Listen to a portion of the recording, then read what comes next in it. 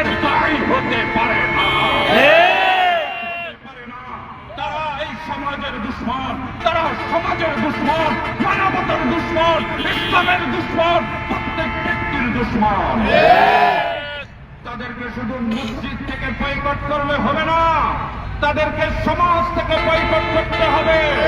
তাদের সাথে কোনো লেনদেন করা চলবে না, তাদের সাথে বিবাহ শাদী চলবে না। তাদেরকে প্রত্যেক ধাপ থেকে উৎখাত করতে হবে, উৎখাত করতে হবে। আর নাফসু বিন-নাফসি, জানের বদলে জান, জানের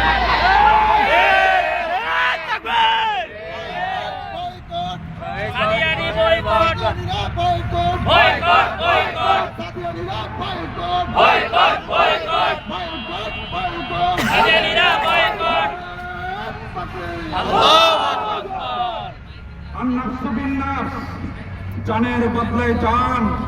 আমার ভাই শহীদ হয়েছে, আমার ভাই আহত হয়েছে, এই জন্য জানের বদলে জান নিতে হবে।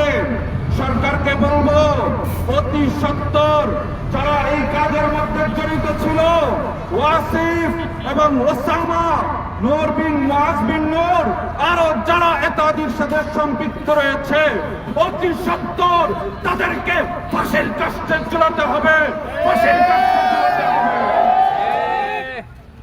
আমরা সরকারকে এবং নেতাদিদেরকে স্পষ্ট ভাষায় বলে দিতে চাই, যদি তোমাদের হাতে লাঠি থাকে, এই লাঠি আমরাও ধরতে পারি।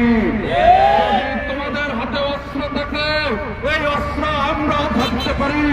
সরকারকে বলবো আমরা ধৈর্য ধরছি, ধৈর্য ধরবো, আমাদের ধৈর্যের বাদ যেন ভেঙে না যায়। আমাদেরকে ধৈর্য ধরার তৌফিক দান করেন আল্লাহ তাআলা।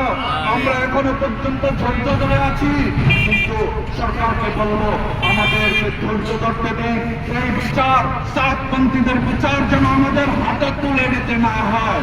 অতি সত্বর এই সাতপন্থীদের, এই দোষীদেরকে উপযুক্ত শাস্তি বাংলার জমিনে কায়েম হইতে হবে, কায়েম হইতে হবে।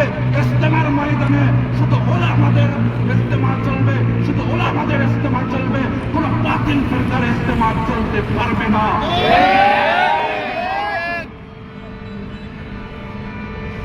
আল্লাহ তাআলা আমাদের সকলকে ওলামায়ে কেরামদের সাথে থেকে দ্বীনের কাজ করার তৌফিক দান করেন এবং বাতিলদের থেকে, দূরে থেকে নিজেদের ঈমান, নিজেদের আমল, নিজেদের আখিরাতকে হেফাজত করার তৌফিক দান করেন। ওয়া আখিরু দাওয়ানা আলহামদুলিল্লাহি রাব্বিল আলামিন।